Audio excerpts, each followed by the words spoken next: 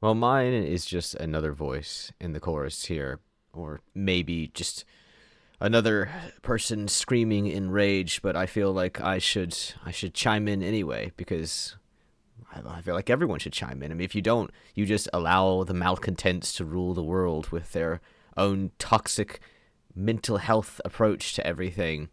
So Iryna Zarutska was murdered by DeCarlos Brown Jr. Everyone's probably seen it, where he just stabs her in the neck repeatedly until she's dead, whilst on a train. Everything's being recorded. This is it's clear as day what's happened and what needs to happen, but that's not what's happening because he's been found incapable to stand trial. Why? Because his mental capacity. He's got a psychiatric evaluation that said that you just can't find him guilty. It's just that simple. And I'm sick of this.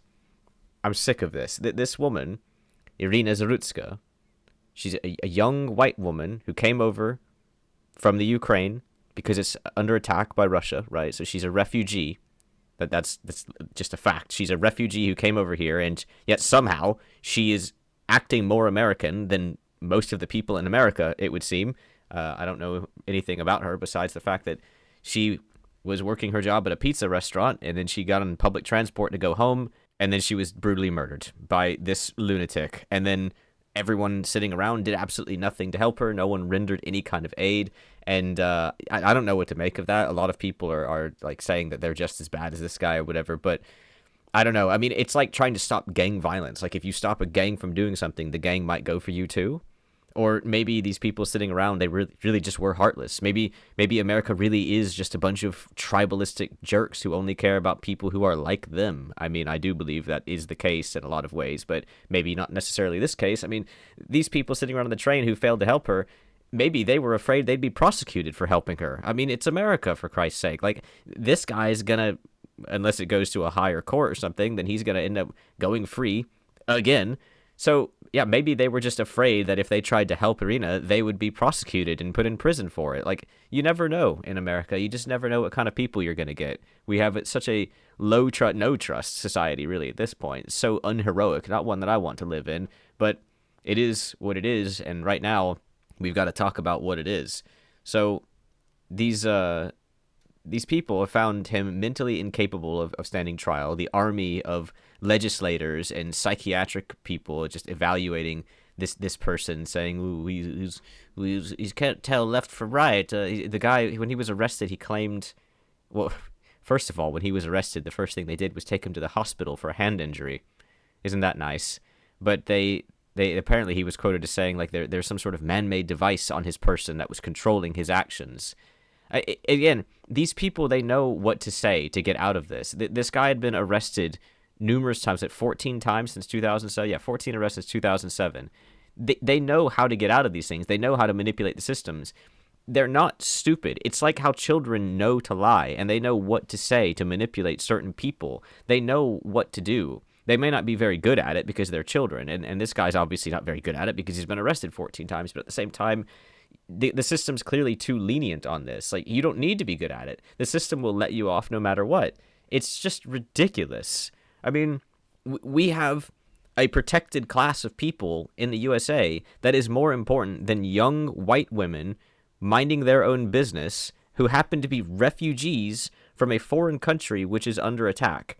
And yet we are protecting insane black men, or at least we're claiming that they're insane to protect them. I don't know whether or not he actually is. And look, if the guy's actually insane, then I'm sorry to his parents or to anyone else who happens to be a loved one of his, but he's got to go. And when I say got to go, I don't mean prison or an insane asylum. I mean what should have happened nearly 2 decades ago. This guy's been arrested 14 times since 2007. This guy's been an issue for nearly 2 decades, and he's been let off the hook so many times, as is always the case. It's always the case in America and other places as well. All these white countries, you just keep letting people off the hook. And the end result, you let people get away with it over and over again. The end result is that they're going to do something like this. This is how it always is. There's never some sort of turnaround case. You don't hear, oh, the person was arrested 50 times and then they became some leading member of a charity making the world a better place. You never hear that story, do you? You just never hear it. Isn't that strange? You might hear it about a jewel thief, But the jewel thief never did anything besides maybe terrorize people with a gun or something. They never actually hurt anybody. So that's why the jewel thief turned it around. They were already smart. They were already nonviolent. This is insane, though. This should not be allowed. I mean, yes, threatening people with a gun or whatever, even attempting to break into someone's home, that severely damages your mental health. I mean, and people love to talk about mental health, don't they? Think about it. Someone tries to break into your home. That is a severe thing. That's going to keep you up at night. That's going to make it hard for you to get to sleep. It's going to make you paranoid. But this is absurd. And right now, it's looking like he's getting out of it on claims of being mentally incompetent. But the people who found him mentally incompetent are the ones who are mentally incompetent. The ones who set up this whole guardrail system to keep criminals on the streets are the ones who are mentally incompetent. I mean, in response to this guy being arrested, they enacted something called Iryna's Law, which disallows most forms of cashless bail for violent people. Like, that should have never even been a question. Bail in general is almost entirely a negative thing. It's a hypothetically good thing. Communism is a hypothetically good thing.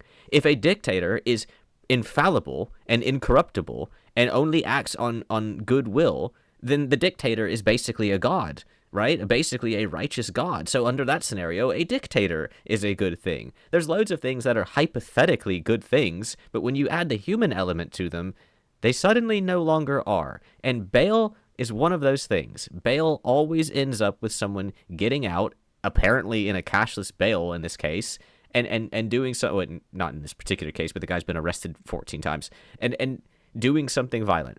It's an absurd system. Iryna's Law also limits the death penalty appeal. I mean, there should be no appeals to death penalty. Like, you're found guilty for something. If you're concrete evidence, if you're proven guilty for something, I disagree. No appeals. Just get them out of here. Well, they're just a problem. And the law also adds doing things on a public transport as an aggravating factor for sentences.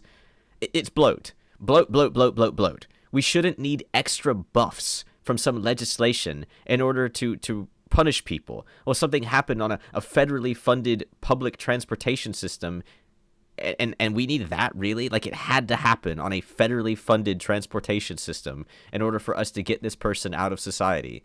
Are you kidding me? It's wrong. It's evilness injected into our society by the same Care Bears who open our borders and deny statistics. They would doom us all. It just reminds me of the "there's no place for" kinds of people. Oh, there's no place for racists. There's no place for sexists. There's no place for PDF files. There's no place for Zionists or for anti-Semitics. There's no place for Islamophobia. There's no place for all of these people trying to mind police. You want to know who there's really no place for? It's not the people who are trying to have their own thoughts in their own heads and aren't actually hurting anybody. There's no place for the people who go out and stab someone repeatedly in the neck.